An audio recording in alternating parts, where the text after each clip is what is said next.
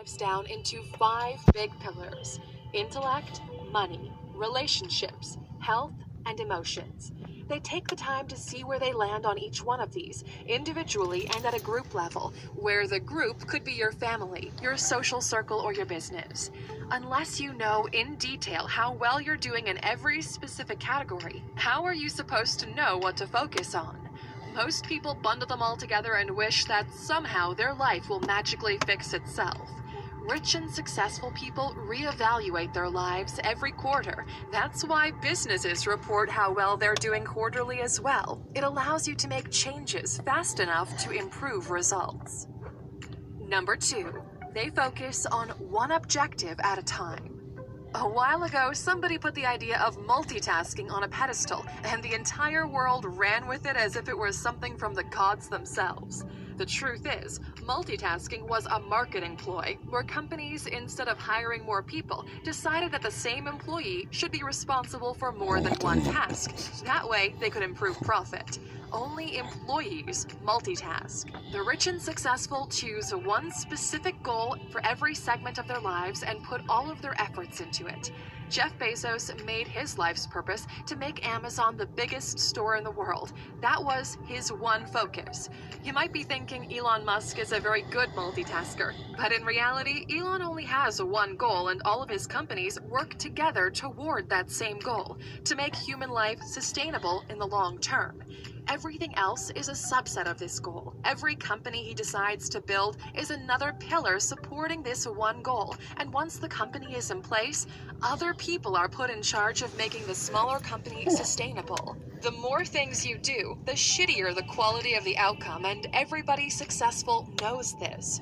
That's why you have to put all of your energy into one medium-term goal, and every year set one different. Are you struggling every month to pay your credit cards and other debts? How much would your life change if you could take all those different goal that builds toward it?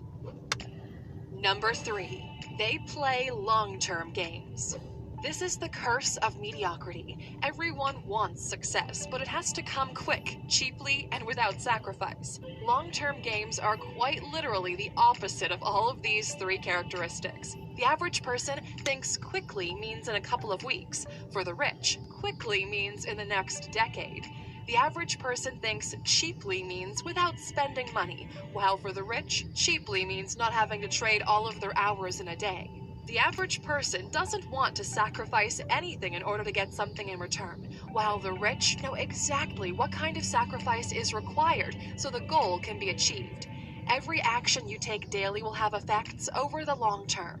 Buying and reading a book now can provide valuable information that will change the path of your life. A small investment in an emerging technology such as Bitcoin could have massive results in 20 to 30 years. Mediocre people think about... Okay, ALOXers, ALOX.com. Assalamu alaikum wa rahmatullahi wa barakatuhu. Peace, blessings, and grace upon all of the humanity in which the Creator has created in this blessed time, day, hour, and moment of 2021.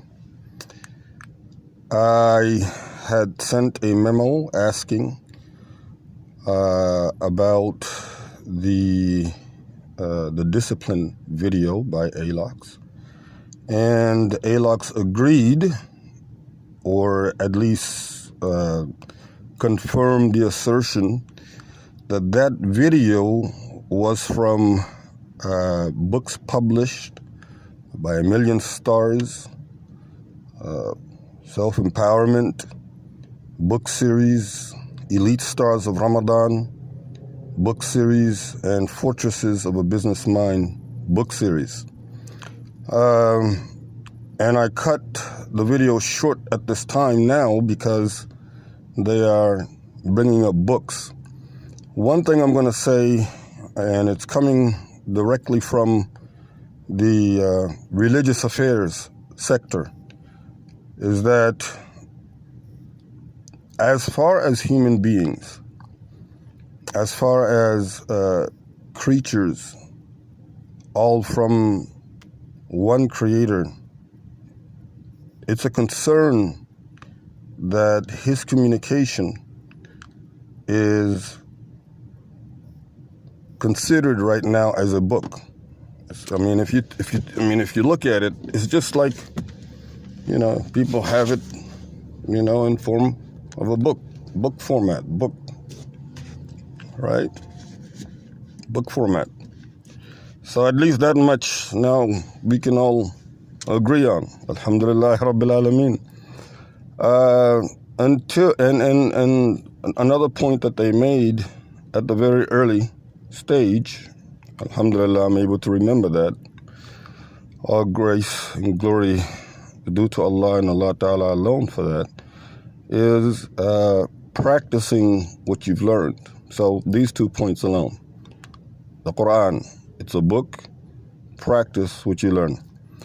My beloved siblings of humanity, if we learn the Quran purely and sincerely for getting closer to our Maker and put that into practice, I don't find any other book that will, or books, I should say, that will ever be able to match that. Particularly in accordance to the example of Muhammadun Abdillahi sallallahu alayhi wa sallam wa ala alihi wa ahlihi wa sahbihi wa sallama tasliman kathiran kathira. سبحان ربك رب العزة عما يصفون وسلام على المرسلين والحمد لله رب العالمين.